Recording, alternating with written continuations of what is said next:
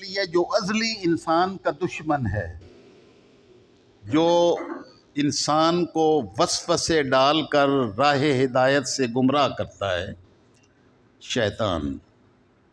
तो शैतान इंसानी शक्ल में ज़ाहिर हुआ और उसने कहा कि ये मसला ही कोई नहीं है, यूँ इस तरह जो है पींग बनाओ और झूला दे के जब वो आगे जाने लगे हैं तो पीछे से रस्सियाँ काट देना, आग में जा पड़ेगा। तो शैतान हमेशा शैतानत के रास्ते दिखाते हैं और ये भूल जाते हैं कि अल्लाह की बारगाह में जवाब देना है। मैंने आपको बताया था कि शैतान सिर्फ इबलीस नहीं है, हज़ारों जिन्नों इंस में हज़ारों शैतान हैं जो शर फैलाते हैं। शर के अलमबरदार हमेशा शैतान होते हैं और खैर के अलमबरदार हमेशा रहमान के बंदे होते हैं। अल्लाह की नबियों के मानने वाले, औलिया और सालिहीन के मानने वाले कभी भी शरीर नहीं हो सकते। जो भी शर फैलाता है वो समझ ले कि वो शैतान का काम कर रहा है, और जो भी जिसको खैर का काम करना, कहना, समझाना नसीब हो, समझ लें कि वो रहमान का काम कर रहा है। सारे नबी खैर के अलमबरदार होते हैं। हर नबी के मानने वाले हर मोमिन कभी शरीर नहीं होते, शर फैलाने वाले नहीं होते, खैर फैलाने वाले होते। तो उन्होंने अपना सारा किरदार अदा किया। आपको जब वहाँ डालने के लिए उस चिखा पर बिठा दिया गया तो इब्राहीम खलीलुल्लाह, मैंने आपको बात समझाई कि जिनका ताल्लुक़ अपने रब की ज़ात के साथ होता है, वो अपने रब की ज़ात के साथ जो लौ लगा लेता है तो उसको किसी शय की कायनात में बाकी परवाह बाकी नहीं रहती। आप बड़े मुतमईन, आपको बिठा दिया गया, हाथ पाँव बांध के उस चिखा में बिठा दिया गया।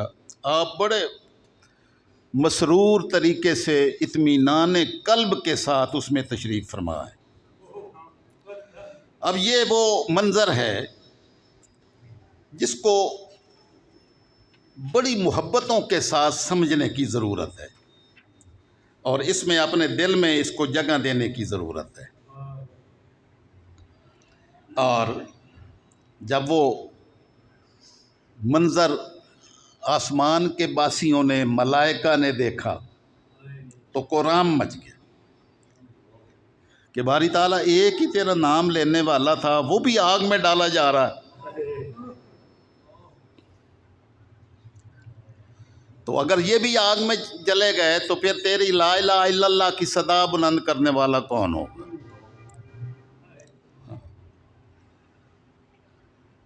तो अल्लाह पाक ने मलाइका को फरमाया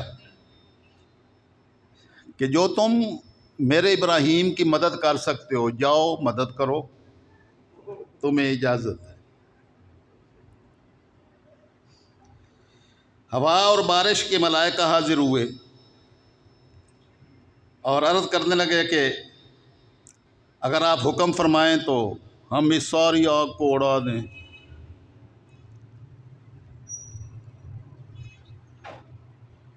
आपने फरमाया कि मुझे तुम्हारी खिदमत की ज़रूरत नहीं है, मेरे लिए मेरा अल्लाह ही काफ़ी है। तुम्हारी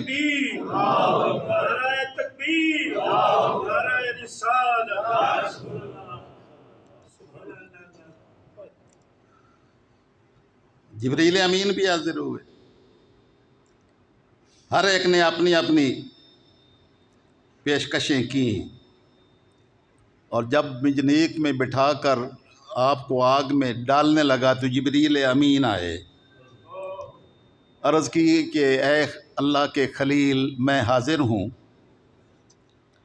कोई हुक्म, कोई इरशाद हो तो मैं बजा लाने के लिए तैयार हूँ। आपने इरशाद फरमाया, बस यही नुक्ता कमाल है, यही मकाम रज़ा है। मकाम रज़ा जिसको जो मैंने इब्राहीम अलैहिस्सलाम की, सैयदना इब्राहीम खलीलुल्लाह की ज़ात के हवाले से जो गुफ्तगू का मौजू बनाया था। आपने फरमाया अम्मा इलैका फला, मुझे तेरी कोई ज़रूरत हो, जिब्रील अमीन को कह रहे हैं, अम्मा इलैका फला, मुझे तेरी किसी मदद की ज़रूरत हो तो हरगिज़ नहीं, मुझे तेरी ज़रूरत नहीं है। जिब्रील अमीन ने अर्ज़ किया कि ए अल्लाह के खलील, तो अपने रब से ही दुआ कर दें, मेरी मदद की ज़रूरत नहीं, मलाइका की नहीं, किसी कायनात के किसी फ़र्द की नहीं, किसी इंसान की नहीं, किसी मलाइका में से, फ़रिश्तों में से किसी की नहीं, तो सिर्फ़ अल्लाह की ज़रूरत है। तो अल्लाह की बारगाह में दरख्वास्त कर दें कि बारी ताला ये आग में डाल रहे हैं तो बचा ले। दुआ की तरगीब दी, सिखाई इब्राहीम अलैहिस्सलाम को, अल्लाह के खलील को, जिब्रील अमीन ने। जिब्रील अमीन की मदद और ख़िदमत को तो आपने रद्द कर दिया था, तो जब उन्होंने कहा कि अल्लाह की बारगाह में दुआ ही कर दें, तो उस पैकर तस्लीम और रज़ा ने जिब्रील अमीन को जवाब दिया, हस्बी मिन सुआली इल्मुहु बेहाली। आपने फरमाया जिब्रील अमीन, मेरा रब देख रहा है? कहने लगे हाँ देख रहा है। तो आपने फरमाया जो देख रहा है उसको दिखाने की कोई ज़रूरत है? मैं बताऊंगा तो पता चलेगा, वैसे उसको पता नहीं है। तो जिसके ये सारा कुछ पता है तो उसका पता होना मेरे लिए काफ़ी है। अगर वो समझेगा और उसकी रज़ा इसमें है कि मैं आग में जल जाऊं, तो एक इब्राहीम नहीं, करोड़ों इब्राहीम जलने के लिए तैयार है। और अगर उसने बचाना है तो उसकी रज़ा अगर इसमें है तो वो बचा लेगा, वो जाने और उसका काम जाने, हमें बताने की भी ज़रूरत नहीं है। हाँ, तो मकाम तस्लीम और रज़ा पर फायज़ लोग अपने हक़ में दुआ भी नहीं करते। जब अय्यूब अलैहिस्सलाम को बड़ी तकालीफ़ ने आके घेरा तो अल्लाह की बारगाह में अर्ज़ की, रब्बी अन्नी मस्सनी अद्दुर, बारी ताला मुझे तकलीफ़ पहुंची है। आगे ये नहीं कहा कि बारी ताला इस तकलीफ़ को दूर कर दे, वांता अरहमुर राहिमीन फरमाया, आगे मालिक तेरी मर्ज़ी, आगे तेरी मर्ज़ी, तू जैसे चाहे, बस तेरी रज़ा में हम राज़ी हैं। अब ये सिलसिला जारी रहा, ये आजमाइशों का सिलसिला जारी रहा। तो अब उन्होंने अपना काम किया, आग में डाला तो मालिकुल मुल्क ने हुक्म फरमाया आग को, कुलना या नारो कूनी बर्दन व सलामन अला इब्राहीम। तो हमने कहा कि ए आग, मेरा खलील तेरे अंदर आ रहा है, ख़बरदार जो मेरे खलील को ज़र्रा बराबर भी तकलीफ़ पहुँचे, बल्कि मेरे खलील के लिए तू ठंडी हो जा, लेकिन इतनी भी ठंडी ना होना कि मेरे इब्राहीम को सर्दी लग जाए। वसलामन, बर्द कहते हैं औलों को, यानी बर्फ़ को। तो आग और बर्फ़, जब मालिक की रज़ा की खातिर बंदा उस मकाम रज़ा पे पहुंचता है तो आग बर्फ़ का काम करती है। तो मालिक ने फरमाया कि तू ठंडी हो जा, मेरा इब्राहीम आ रहा है। लेकिन साथ ये फरमाया कि इतनी भी ठंडी ना होना कि मेरे खलील को तकलीफ़ पहुँचे, ठंडक लग जाए, बल्कि फरमाया बस सलामन, सलामती वाली हो जा जो काबिल बर्दाश्त हो। ऐसी ठंडी जो एसी की ठंडक को पैदा करती है, यानी गर्मी की शिद्दत ख़त्म करके पुरसकून जो बना देती है, ऐसी तू आग हो जा।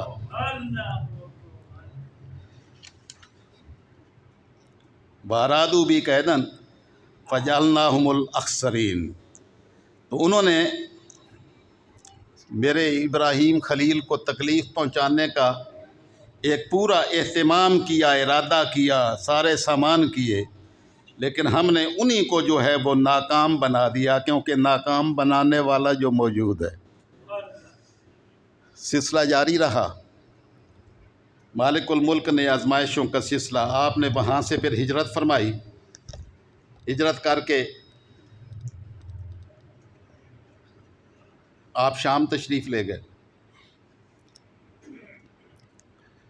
और वहाँ आपने दुआ की, अल्लाह ने आपको चाँद जैसा बेटा अता किया और उस बेटे का नाम इस्माइल रखा। और उस वक़्त आपकी उम्र मुबारक तकरीबन 100 साल के करीब थी जब आपकी ये बेटे की खुशखबरी आपको सुनाई गई।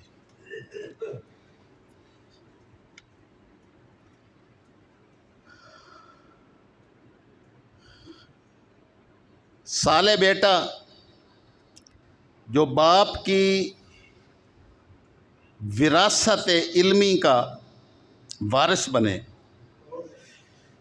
ये अल्लाह की बारगाह में दुआ मांगना नबियों की सुन्नत है, ताकि इस रास्ते पर चलने वाले उनकी औलाद में भी बाकी रहे।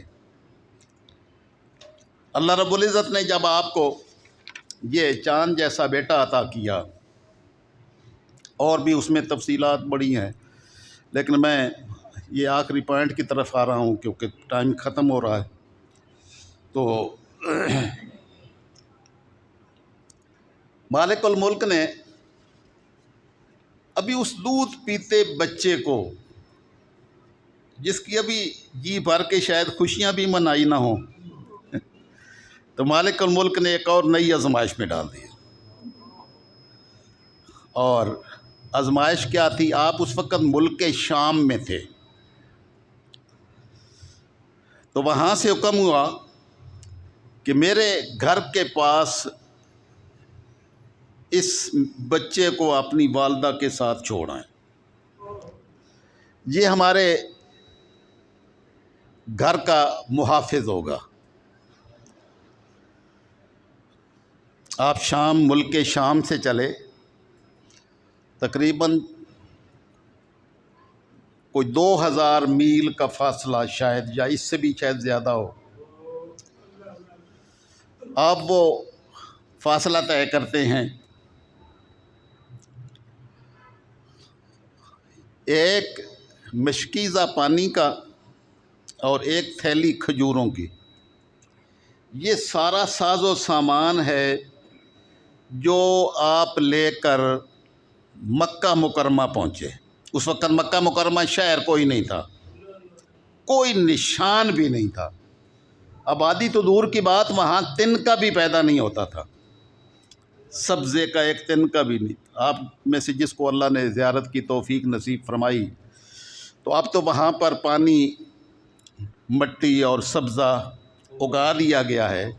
लेकिन जब इब्राहीम खलीलुल्लाह अपने बेटे को और अपनी अहलिया को लेकर वहाँ पर पहुँचे थे, तो उस वक़्त कोई शय भी नहीं थी। तो वहाँ पर बैतुल्लाह भी नहीं था।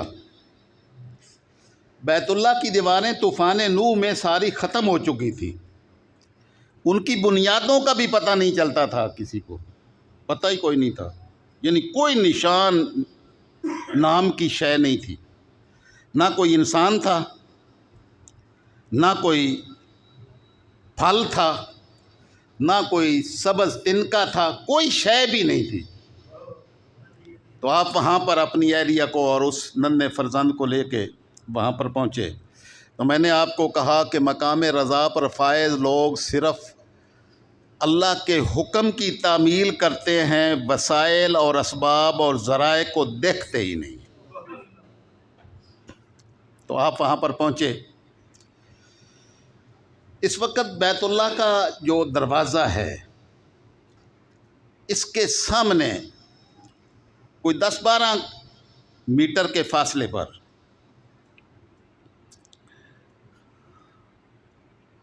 आपको पता है ज़मज़म का कुआं है। ये ज़मज़म के कुएं वाली जगह पर जहाँ आपने छोड़ा अपनी एहलिया को और अपने शहज़ादे को, और वहाँ से उल्टे पांव वापस शुमाल वाली साइड शाम से आए थे और यहाँ छोड़ के उधर ही वापस उल्टे कदम वापस हुए। जब वापस हुए तो सईदा हाजरा हैरान हुई कि ये क्या, ना कोई बंदा, ना कोई जगह, ना कोई इमारत, ना कोई पानी, ना कोई तिनका सब्ज़े का कोई शय नहीं है। और इब्राहीम खलीलुल्लाह अपने एहलिया को और अपने बेटे को वहाँ पर छोड़कर वहाँ से वापस होते। आप 7 साल पीछे चल पड़ी तो सवाल करती हैं कि आप हमें इधर छोड़ के बिठा के किधर जा रहे हैं। आपने जवाब नहीं दिया है। जो बात समझानी है कि अल्लाह की ज़ात के साथ ताल्लुक़ रखने वाले अपने रब के हुक्म की तामील करते हैं, उसके बारे सोचते भी नहीं कि अंजाम क्या होगा। बस सारा कुछ निछावर करना बंदे का काम है, आगे कबूलियत के मकाम पर फायज करना मालिक का काम है। पहली दफ़ा सवाल किया, आपने कोई जवाब नहीं दिया, खामोशी। दूसरी मरतबा फिर सवाल किया, फिर खामोशी। तीसरी मरतबा फिर सवाल किया, फिर खामोशी। जवाब ही कोई नहीं देते, वापस अपने जा रहे हैं। 100 साल की उम्र में इस्माईल जैसा फर्जंद जिसके पेशानी में नूरे मुस्तफ़ा चमक रहा,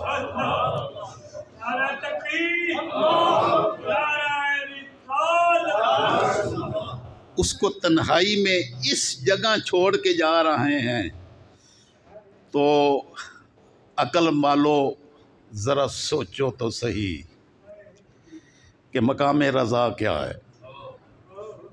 कि अल्लाह की रज़ात पर भरोसा, अल्लाह की रज़ा पर राज़ी रहना, और जिसमें मालिक राज़ी है उस पर राज़ी हो जाना, यह किस चीज़ का नाम है।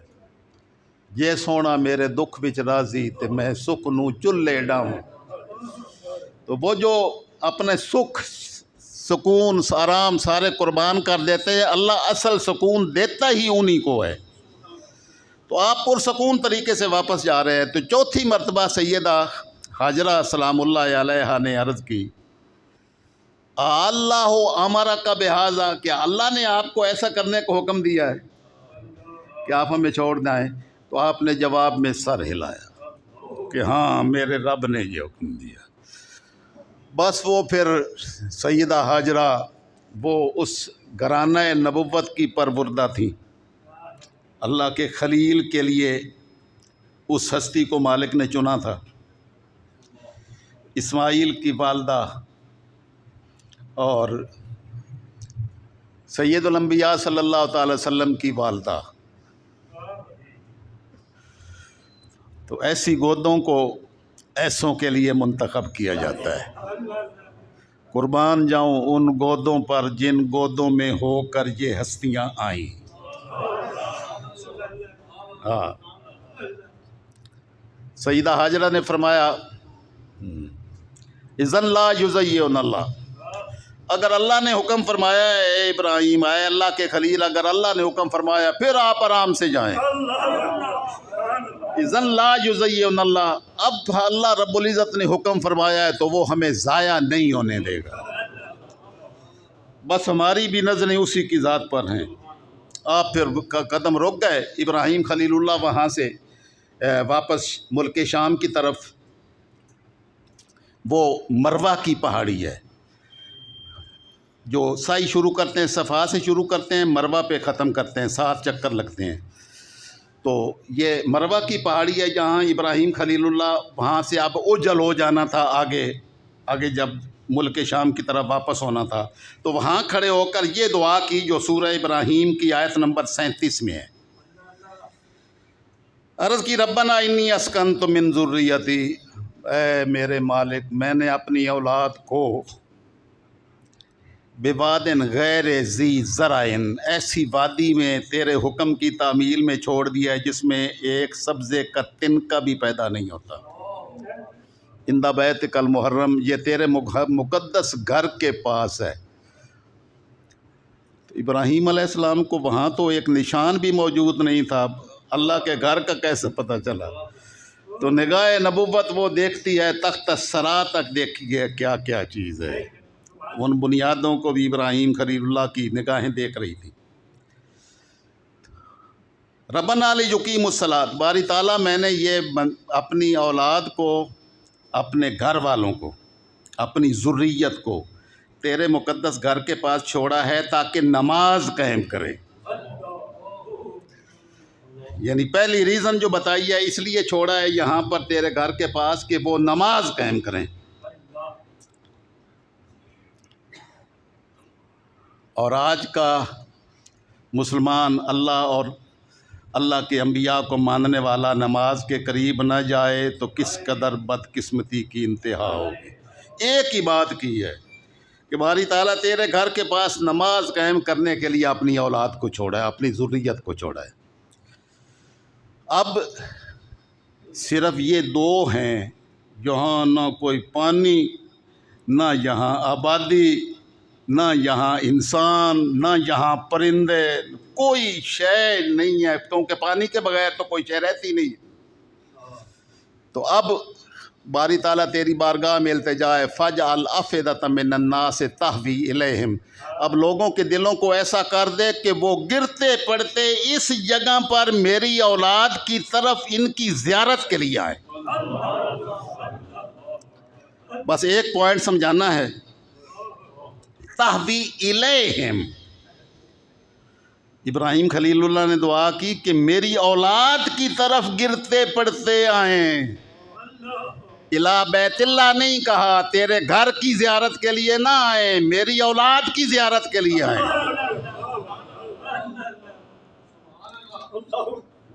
तहवी इलैहिम है, हिम से मुराद आपकी औलाद है, आपकी ज़ुर्रियत है।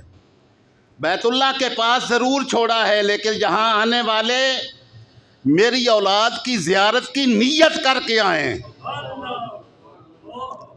जब वो मेरी औलाद की ज़ियारत की नीयत करके आएंगे तो बैतुल्लाह की ज़ियारत तो हो ही जाएगी, क्योंकि वो बैतुल्लाह के पास हैं। उनके तुफ़ैल हज तो खुदा ने करा दिए। असलुल उसूल, हाज़री इस पाक दर की है, असल हाज़री ही इस हस्ती की है, इस औलाद और ज़ुर्रियत की है। बाकी हज तो मालिकुल मौलूद उनके कदमों के तो फैल करा ही देगा, बैतुल्लाह की ज़ियारतें भी नसीब होंगी।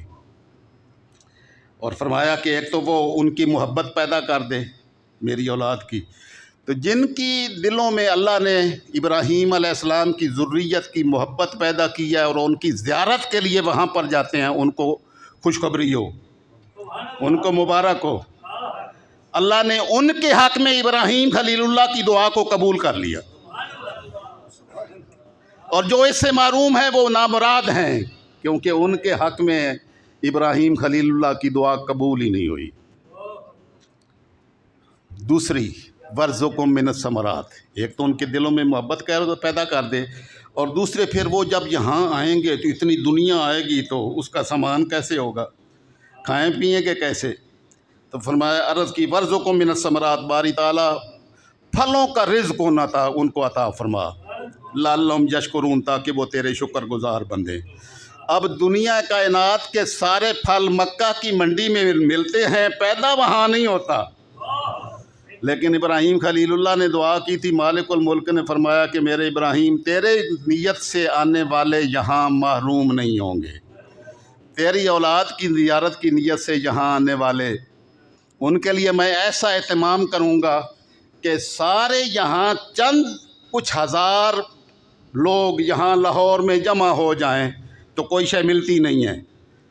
ए खलील, यहाँ करोड़ों लोग आएंगे लेकिन किसी चीज़ की किल्लत कभी पैदा नहीं होगी।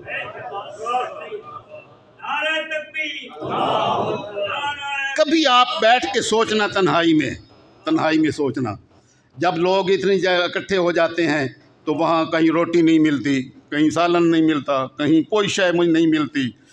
आप में से जिसको भी मालिकुल मुल्क ने ये ज़ियारत का शरफ़ और वहाँ की हाज़िरी का शरफ़ अता किया है, वो 50 लाख हों तो 50 लाख को वक़्त पे रोटी मिलती है, हर किस्म का फल मिलता है, कभी किसी शय की कमी नहीं हुई थी। क्योंकि अल्लाह के खलील ने दुआ की थी कि बारी ताला यहाँ ये मेरी औलाद की ज़ियारत के लिए आने वाले जो है ना, वो किसी शय से महरूम ना हों, हर शय उनको वाफ़िर अता फरमाना। रब्बना इल्ला कतालु मा नुख्फी मा नौलन, ऐ हमारे रब यकीनन तू जानता है जो हम दिल में छुपाए हुए हैं, जो ज़ाहिर करते हैं। वमा यख्फा अलल्लाहि मिन शैइन फिल अर्दि वला फिस समा, और अल्लाह की ज़ात पर ना ज़मीन व आसमान की कोई शय मख्फी है, ज़मीन में ना कोई आसमान में, हर शय उस पर वाज़िर है। अल्हम्दुलिल्लाहिल्लज़ी वहब ली अलल किबर इस्माईल, तमाम तारीफ़ें उस अल्लाह के लिए हैं जिसने मुझे बुढ़ापे में इस्माईल जैसा फ़र्ज़ांद अता किया, व इसहाक, और फिर इसहाक भी अता किया। इन्ना रब्बी लसमीउद दुआ, बेशक मेरा रब दुआओं को सुनने वाला और कबूल फरमाने वाला है। तो जो भी उसकी राह में चलते हैं तो मालिकुल मुल्क उनको कभी मारूम नहीं करता। जो उसकी रज़ा की खातिर अपना सब कुछ निछावर कर देते हैं, मालिकुल मुल्क उनको कभी जो है वो ज़ाया नहीं होने देता। वो उस हाल में जब उनके लिए सारे एहतमाम कर लेता है, तो जब बंदा अपने रब की रज़ा की खातिर, अपने मालिकुल मुल्क को राज़ी करने की खातिर कुर्बानियाँ देता है, तो मालिकुल मुल्क उसको ज़ाया नहीं होने देता है। ये जिसको समझ आ गई उसको ईमान नसीब हुआ, जिसको ये समझ नहीं आई उसको ईमान की दौलत नसीब नहीं हुई। अल्लाह रब्बुल इज़्ज़त हमें अपने महबूब की अज़मतों के सदक़े में इस हकीकत को समझने की तौफ़ीक नसीब फरमाए कि जो अल्लाह का हो जाता है और अल्लाह की ज़ात पर भरोसा और तवक्कुल करता है, मालिकुल मुल्क उसको दुनिया का मोहताज रहने नहीं देता। वमा अलैना इल्लल बलाग।